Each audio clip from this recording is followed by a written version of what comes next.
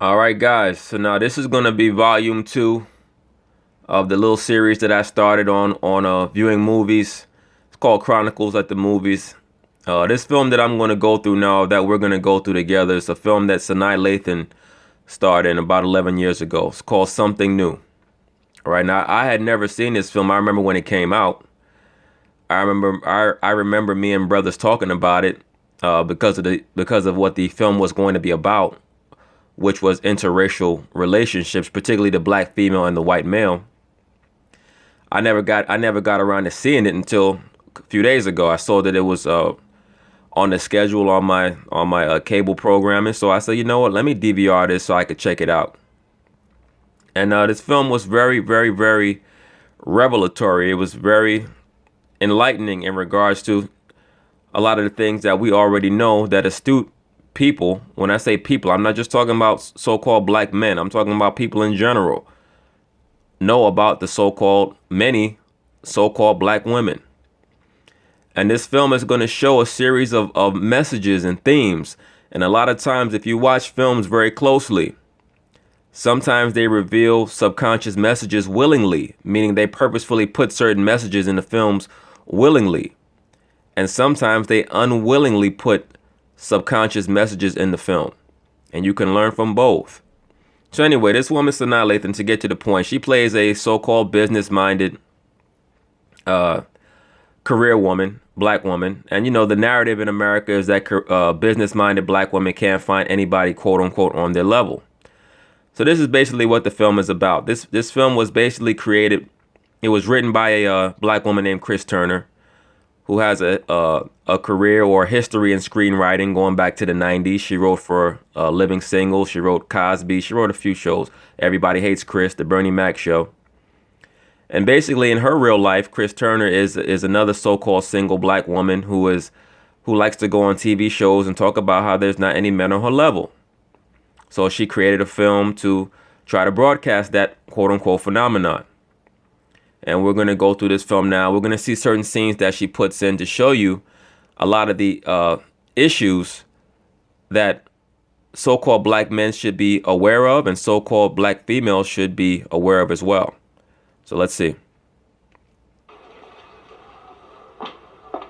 Jack Pino, Kenny McQueen. Notice her name in the movie. Sanaa Lathan's character's name is Kenya McQueen. All right. Kenya, you know, to accentuate her so-called blackness, and McQueen, the term McQueen means obviously to try to exalt her as some type of royalty. Hello. Hello.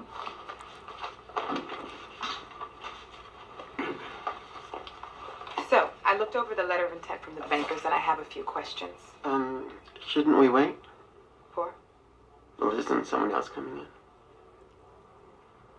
No, this is it. I'm the senior manager. When we get further into the deal, I'll bring someone in to collect documents. Obviously, this scene is to once again push the victim narrative of the black female, that she's working at such a high level in corporate America, but allegedly nobody respects her or her work. That's really what this scene was meant to show, that, you know, she's a black female in corporate America and white males don't respect her work. You know, when in reality, most of the time it's white males that are giving them these jobs. All right. Now in this scene, this is what I call like a setup scene. This is a scene that basically it establishes the main character's motivations. It establishes what her mindset is, what her flaws are, what she's looking for in life. And a lot of times in female oriented shows or movies, they'll normally have her surrounded by 3 friends who normally have the same, if not worse, issues than she does. And this is to program regular women into believing that they should take women's advice that are in positions that they don't want to be in. And we see that phenomena a lot in real life. You see women taking advice from other women who are not in good relationships, but they're taking advice from them, or not in a relationship at all. So they allow that woman to infiltrate their mind and sabotage their own life. So let's see what happens in this scene. Make a toast? Yes. We may not have everything we want at the moment, but we do have each other. You see that? Uh, a lot of these women in America, period, but the black women in particular, they like to brag about their status in the workforce, in the job market. But any man who has experience dealing with a lot of these women knows that they have a lot of insecurities. A lot of them are very unhappy and very depressed in real life. All right.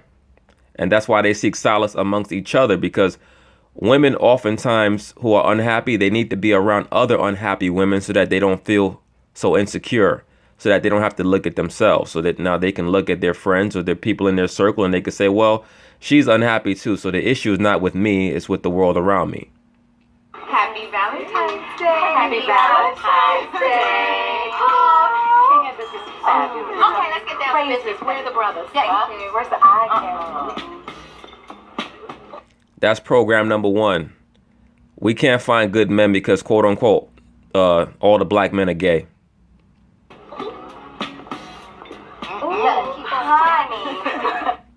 But you know, the funny thing is, if you ever see a lot of these black women on Facebook or any other type of social media outlet, they're very, very strong defenders of homosexuals. So it's funny that they try to blame rampant homosexuality for why they have issues with men.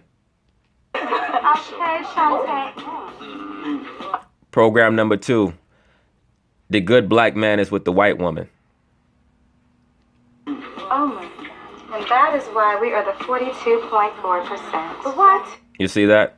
So after the homosexual black man passes by and the so-called quote-unquote sellout brother with the white woman, now we go into the point of the film that black females have trouble maintaining positive relationships because of those issues and not their own.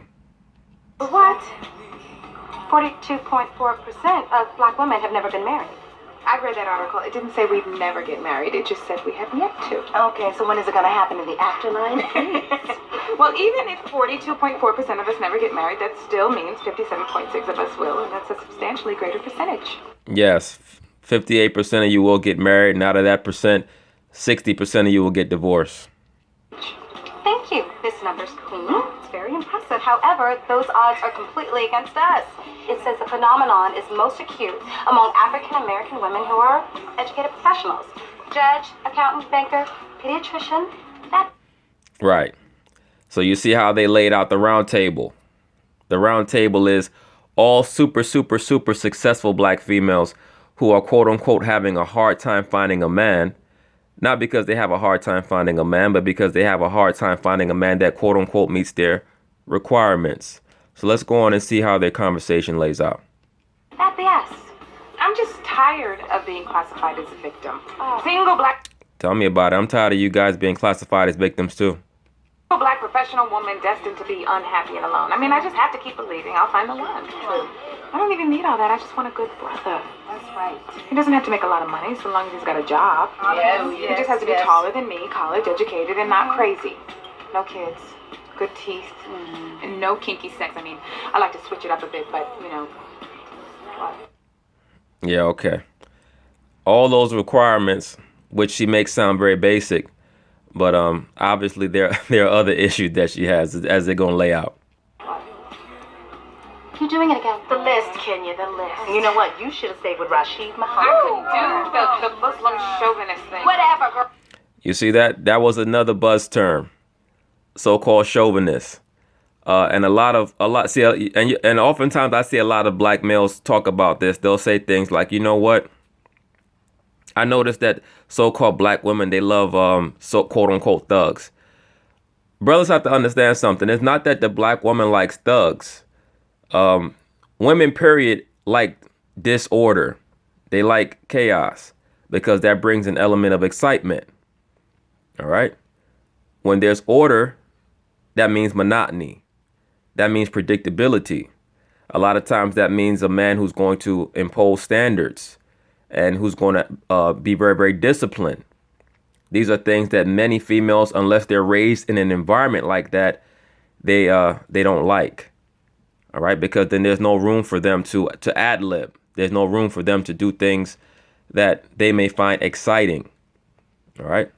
Girl, Rashid was fine, okay? I would have been a bean pie eating, mosque going, walking 5 steps behind his behind, wearing a burqa. So then how come you ain't with him then? Obviously you're just talking. Listen, I've been listening to this new CD by Dr. LaWanda Phillips. Now, she says if we... That's another thing. A lot of these females today, unfortunately, they love listening to so-called doctors, right? At one time, the woman listened to her father and mother and then her husband, right? That's when you had functional family units.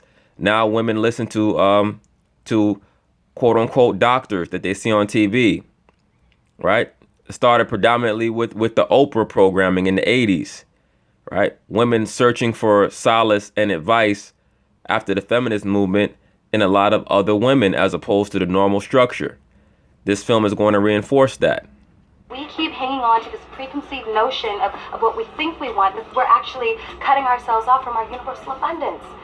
See, Oh, that's partially true. we hold on so tight to this image that we have of our IBM. Ideal black man. But she says that we've got to let go in order to let love flow. In fact, that's what it's called. Let go, let flow. That means you, Kenya. No more lists. Let go, let flow. That's right. Yes, and it's a whole lot better than keep hope alive. All right, that's it for this scene. Let's see what else. All right, so now, just to give you some background in the intermittent scenes, we already left off Sanaa Lathan. She was in the round table with her other equally desperate and lonely friends, and they were going over their issues that they have meeting men. So now, Sanaa Lathan was set up on a blind date. The blind date occurred at a coffee shop. It happened to be, the blind date ended up being a Caucasian man. She was very uncomfortable with that situation. And ended up that she couldn't deal with it, so she basically broke the date. She ends up going to a party at a very wealthy client of hers. And it ends up that the person who helped do the architecture at the client's house is the same guy that she had the blind date with. So now Sanaa Lathan is having an issue where she needs some redesigning done in her home. So even though they're both hesitant to work with each other because of their poor experience at their blind date, he agrees. So now they agree to meet at her home so that he can do an evaluation. Now he's driving there to meet her. I want you guys to pay attention to a few things. I want you guys to pay attention to the music that's playing and also pay attention to what's going on in the vehicle as he drives over. I'm going to speak on it, but I just want you guys to pay attention to it as well.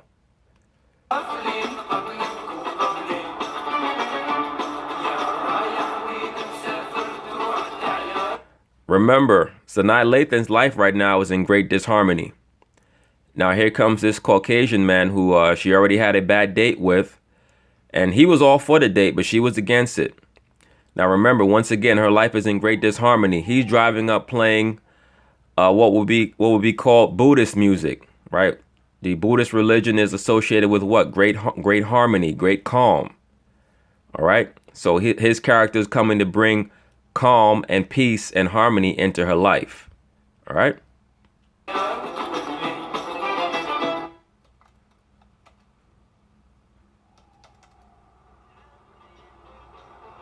There goes that music.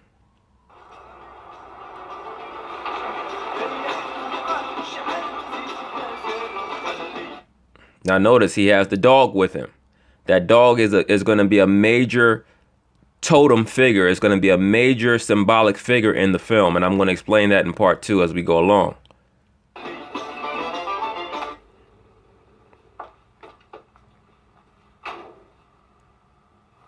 What are you doing?